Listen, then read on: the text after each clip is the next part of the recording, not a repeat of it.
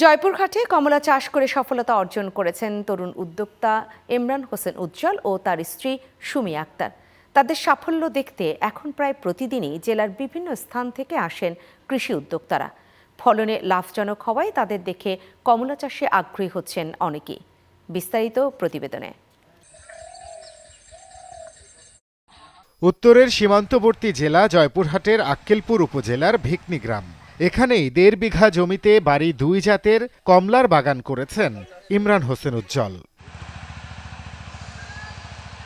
বাগানের বেশিরভাগ কমলা এখন পেকে হলুদ হয়ে গেছে, বাজারে দামও পাচ্ছেন ভালো।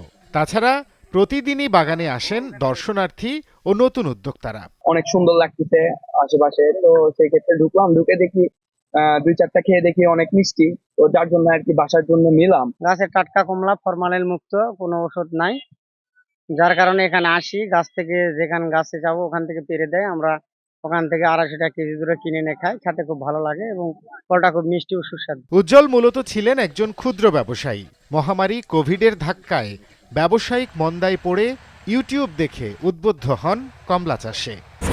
স্ট্রবেরি সুপার ডটেড ও ক্লাসিক ভ্যারিয়েন্ট সেন্সেশন জাগুক শিহরণ।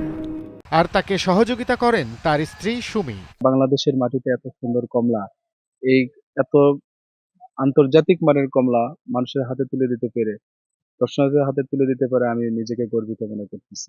আলহামদুলিল্লাহ, আগামীতে আরো এর চাইতে আরো উন্নত জাতের ফল আমি উৎপাদন করার চেষ্টা করছি। উদ্যোক্তা থাকেন, আপনারা করতে পারেন। এটা খুবই অল্প খরচে, অল্প পরিশ্রমে এটা ভালো রেজাল্ট।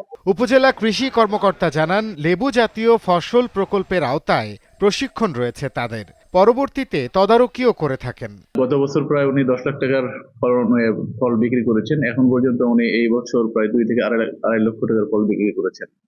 আমরা তাকে এই কৃষি অফিস থেকে আমরা এই বাগানটা এই প্রকল্পের মাধ্যমে স্থাপন করে দিয়েছি এবং তাকে এই বিষয়ে ট্রেনিং প্রশিক্ষণ দেওয়া হয়েছে।